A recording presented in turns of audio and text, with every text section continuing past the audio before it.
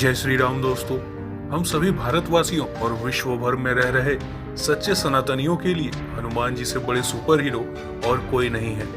TV पर बच्चे iron man या सुपरमैन को लड़ते उड़ते कितना भी देख लें, लेकिन जो थ्रिल हमें हनुमान जी को गदा लेकर उड़ते हुए देखने में मिलता है वह कभी भी किसी फिक्शनल सुपर हीरो को देखकर नहीं मिलता।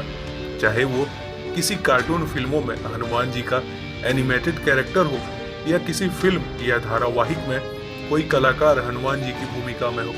ऐसे में बच्चे तो बच्चे, हर किसी के मन में कभी ना कभी यह प्रश्न जरूर आता है कि आखिर हनुमान जी कितनी स्पीड से उड़ते होंगे। रामायण में आपने पढ़ा होगा या रामायण पर आधारित फिल्मों या धारावाहिकों में आपने देखा होगा कि लंका में युद्ध के दौरान जब लक्ष्मण जी मूर्छित हो जाते हैं और उनकी प्राण रक्षा के लिए हनुमान जी को सूर्योदय से पहले ही लंका से हिमालय पर्वत तक जाकर वहां से जड़ी बूटी लेकर आनी होती है और हनुमान जी यह कार्य शीघ्र ही पूरा कर देते हैं।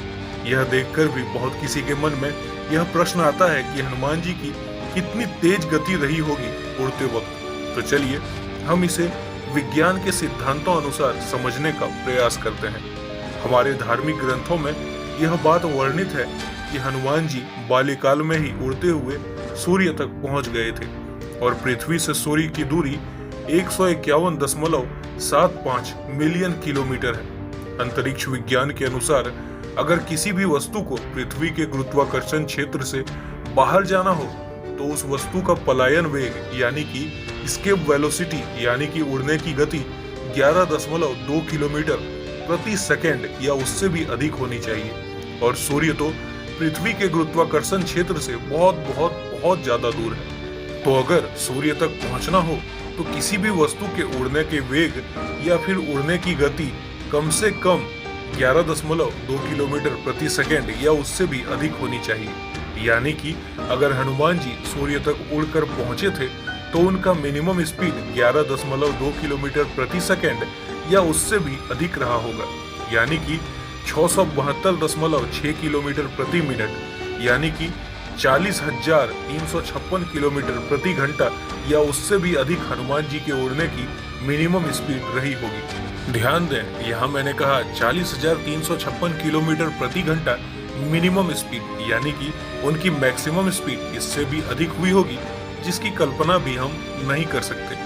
लेकिन अंतरिक्ष विज्ञान के सिद्धांतों और हमारे धर्म ग्रंथों को मिलाकर जो जानकारी मिलती है उसके अनुसार हमें यह तो पता चलता ही है कि उनके उड़ने की स्पीड 11.2 किलोमीटर प्रति सेकंड या उससे अधिक ही रही होगी।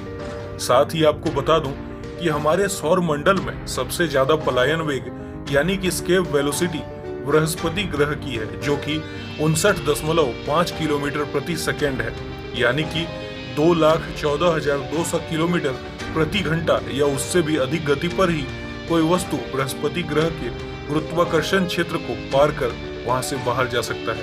अगर आपको यह जानकारी अच्छी लगी तो कमेंट में जय सिया राम अवश्य लिखें। सभी को जय जय सिया राम, जय बजरंगबली।